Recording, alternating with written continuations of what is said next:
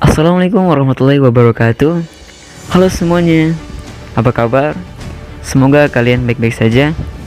Sebelumnya, perkenalkan, nama saya Ahmad Fauqi Abdul Wahab. Pada kesempatan kali ini, saya akan sedikit menjelaskan tentang pelanggaran hak dan pengingkaran kewajiban. Tapi sebelum kita membahas materi itu, kita perlu tahu terlebih dahulu apa itu pengertian dari hak dan kewajiban. Hak adalah sesuatu yang mutlak dimiliki oleh setiap orang dari sejak lahir, dan penggunaannya tergantung pribadi masing-masing. Sedangkan kewajiban yaitu sesuatu yang harus dilaksanakan dengan penuh rasa tanggung jawab. Nah, setelah kita tahu definisi dari hak dan kewajiban tadi, pasti di antara kita ketika mendengar kata hak akan terlintas di pikiran kita tentang hak asasi manusia atau hak warga negara. Dan mungkin juga masih ada di antara teman-teman yang belum mengetahui tentang perbedaan antara hak asasi manusia dan hak warga negara. Jadi apa itu HAM atau hak asasi manusia? Hak asasi manusia adalah hal yang mendasar dan utama yang harus dimiliki oleh manusia sebagai bentuk pembelaan keberadaan hak manusia itu sendiri.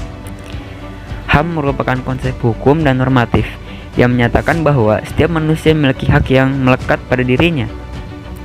HAM berlaku kepada siapapun, dimanapun, dan kapanpun. Selanjutnya, apa itu hak warga negara? Hak warga negara merupakan segala sesuatu yang harus diperoleh warga negara dari pemerintah atau negara.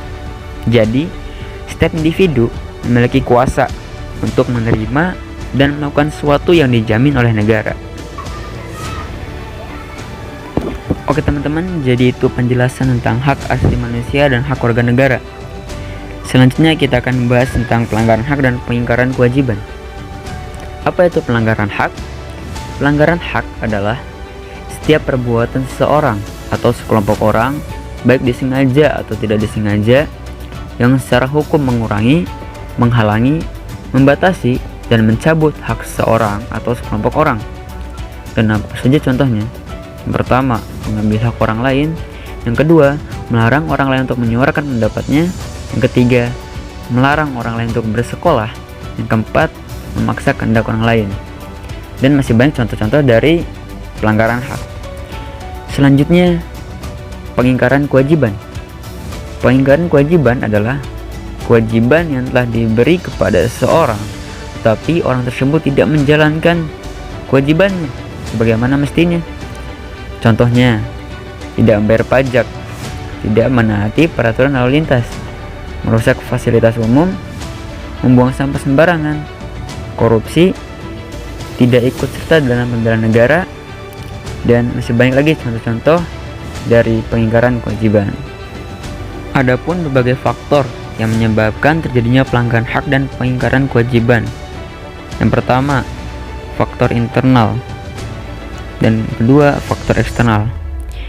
Faktor internal, yang pertama, sikap egois atau terlalu mementingkan diri sendiri.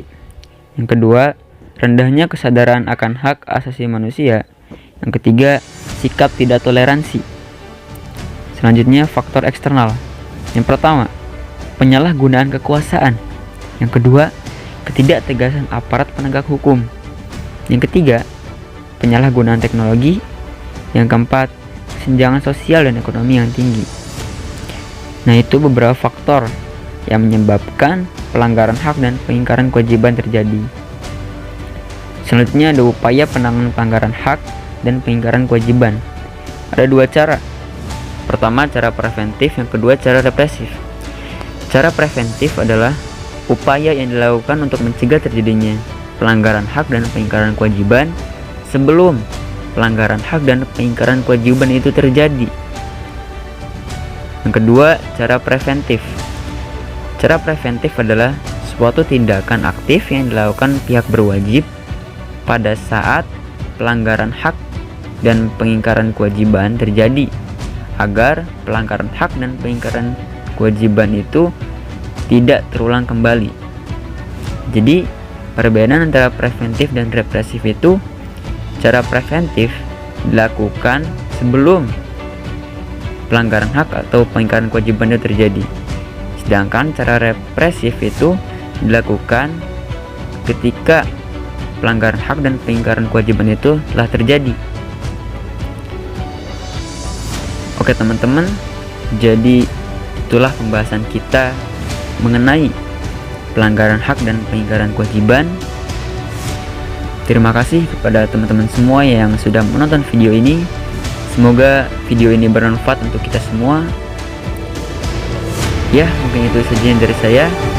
Thank you, see you next time. Assalamualaikum warahmatullahi wabarakatuh.